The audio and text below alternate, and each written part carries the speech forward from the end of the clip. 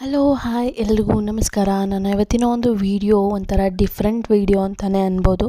ಮನಿ ಸೇವಿಂಗ್ಸೇ ಹೌದು. ಮನಿ ಸೇವಿಂಗ್ಸ್ ಜೊತೆ ಕೆಲವರ ಒಂದು ಮೂಢನಂಬಿಕೆ ಹೇಗಿರುತ್ತೆ, ಹಾಗೆ ಅದಕ್ಕೆ ನಾವು ಹೇಗೆ ರಿಯಾಕ್ಟ್ ಮಾಡ್ತೀವಿ ಅನ್ನೋದನ್ನ ಕೂಡ ಇವತ್ತಿನ ಒಂದು ವಿಡಿಯೋದಲ್ಲಿ ನಾನು ತಿಳಿಸ್ತೀನಿ. ಆಲ್ರೆಡಿ ನಿಮಗೆ ತಮ್ಮನೇಲಿ ನೋಡಿ ನಿಮ್ಗಾಗಲೇ ಗೊತ್ತಾಗಿರ್ಬೋದು. ಎಸ್ ಹೌದು, ಅದೇ ವಿಷಯದ ಬಗ್ಗೆ ಮಾತಾಡೋಣ ಅಂದ್ಕೊಂಡಿರೋದು. ಸೊ ಬನ್ನಿ, ಇನ್ನು ತಡ ಮಾಡೋದು ಬೇಡ, ವಿಡಿಯೋ ಶುರು ಮಾಡ್ತೀನಿ. ಅದಕ್ಕಿಂತ ಮುಂಚೆ ನೀವಿನ್ನು ಯಾರು ನನ್ನ ಚಾನಲ್ನ ಸಬ್ಸ್ಕ್ರೈಬ್ ಆಗದೆ ನೋಡ್ತಾ ಇದ್ದರೆ ಈ ಕೂಡಲೇ ಹೋಗಿ ಸಬ್ಸ್ಕ್ರೈಬ್ ಆಗಿ ಪಕ್ಕದಲ್ಲೇ ಕಾಣುವಂತಹ ಬೆಲ್ ಬಟನ್ ಮೇಲೆ ಕ್ಲಿಕ್ ಮಾಡಿ ಅಂತ ಹೇಳ್ತಾ ಬನ್ನಿ ವಿಡಿಯೋನ ಶುರು ಮಾಡೋಣ. ಅದಕ್ಕಿಂತ ಮುಂಚೆ ಬೆಳಿಗ್ಗೆ 2 ವಿಡಿಯೋ ಹಾಕಿದ್ದೀನಿ. ನೀವಿನ್ನೂ ಯಾರಾದರೂ ನೋಡಿಲ್ಲ ಡೈಲಿ ವ್ಲಾಗ್ನ ಅಂತ ಅಂದರೆ ಈ ಕೂಡಲೇ ಹೋಗಿ ನೋಡಿ. ಹಾಗೆ ಮಕ್ಕಳು ಬೆಳ್ಳಗಾಗೋದು ಹೇಗೆ, ಹುಟ್ಟಿದ ಬಣ್ಣ ಇರಲ್ಲ ಅಂತ ಅಂತಾರೆ. ಸೊ ಅದು ಕೂಡ ನಾನು ಇವತ್ತಿನ ಒಂದು ವಿಡಿಯೋದಲ್ಲಿ ತಿಳಿಸ್ತೀನಿ. ತುಂಬ ಪೇರೆಂಟ್ಸ್ ಸ್ಟ್ರಗಲ್ ಮಾಡ್ತಾ ಇರ್ತಾರೆ.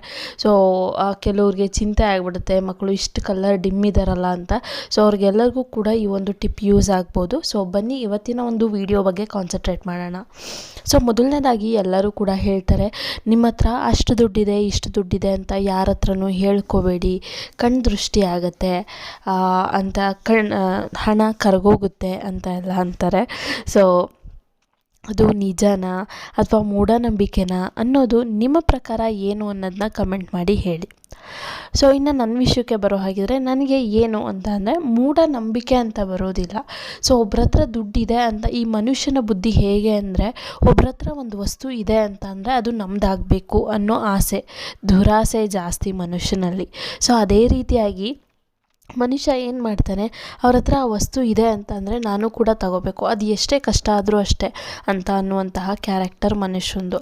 ಅದನ್ನು ಕಣ್ಣು ಹಾಕಿ ಕರಗಿಸ್ತಾರೆ ಅನ್ನೋದು ಏನಿಲ್ಲ, ಅದು ಅವರವರ ಒಂದು ಯೋಚನೆಗೆ ಆಲೋಚನೆಗೆ ಬಿಟ್ಟಿರೋದು ಅಷ್ಟೇ.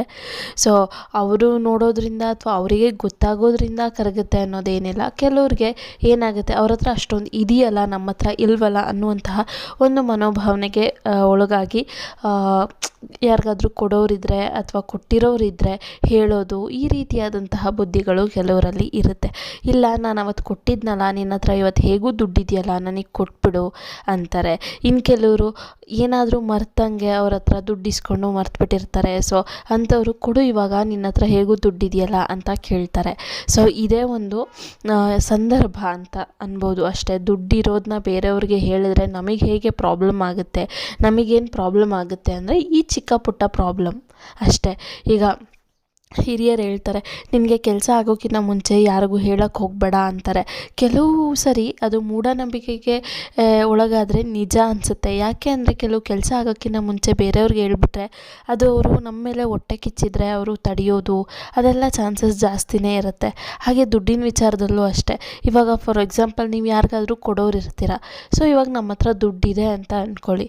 ಅವ್ರು ಏನು ಮಾಡ್ತಾರೆ, ಅವ್ರಿಗೆ ಪರಿಚಯ ಇದ್ದರೆ, ನೋಡು ಅವನ ಹತ್ರ ದುಡ್ಡಿದೆ, ಕೇಳು, ನಿನಗೆ ಹೆಂಗೂ ದುಡ್ಡು ಬೇಕಲ್ಲ, ದುಡ್ಡು ಕೊಟ್ಟಿದೆಯಲ್ಲ ನೀನು ಅನ್ನುವಂತಹ ಮೈಂಡ್ಸೆಟ್ ಕೆಲವ್ರಿಗಿರುತ್ತೆ.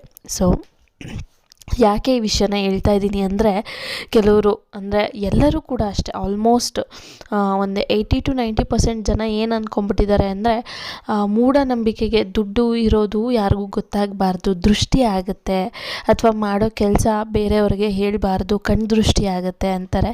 ಸೊ ಅದು ಮೂಢನಂಬಿಕೆ ಅಂತಲೇ ಅಲ್ಲ, ಜನಗಳ ಒಂದು ದುರಾಸೆ ಆಸೆಯ ಬುದ್ಧಿಯಿಂದ ಆ ಥರ ಆಗುತ್ತೆ ಅಷ್ಟೇ. ನಮ್ಮ ಹತ್ರ ಇರುವಂತಹ ದುಡ್ಡು ಬೇರೆಯವ್ರೇನು ಬಂದು ಕಿತ್ಕೊಂಡು ಹೋಗೋದು ಆ ಥರ ಏನೂ ಮಾಡಲ್ಲ. ಸೊ ಈ ಒಂದು ವಿಷಯನ ನಾನು ಯಾಕೆ ನಿಮ್ಮ ಜೊತೆ ಎಲ್ಲ ಶೇರ್ ಮಾಡಿಕೊಂಡೆ ಅಂತ ಅಂದರೆ, ನೀವು ಮೂಢನಂಬಿಕೆಗೆ ಒಳಗಾಗಬೇಡಿ. ಸೊ ಕೆಲವು ಸರಿ ಒಂದೊಂದು ಸರಿ ಮುಚ್ಚಿಡೋದು ಒಳ್ಳೆಯದಕ್ಕೆ ಮುಚ್ಚಿಡೋದು, ಕೆಲವೊಂದೊಂದು ವಿಚಾರನ ಮುಚ್ಚಿಡೋದ್ರಿಂದ ಒಳ್ಳೆಯದು ಆಗುತ್ತೆ, ಇನ್ನೊಂದೊಂದು ಸಲ ಕೆಟ್ಟದ್ದು ಆಗುತ್ತೆ. ಸೊ ಪರಿಣಾಮ ನಿಮಗೆ ಬಿಟ್ಟಿರೋದು. ಹಾಗೆ ನೀವು ಥಿಂಕ್ ಮಾಡಿ ಡಿಸಿಷನ್ ನೀವೇ ತಗೋಬೇಕು. Thank you so much.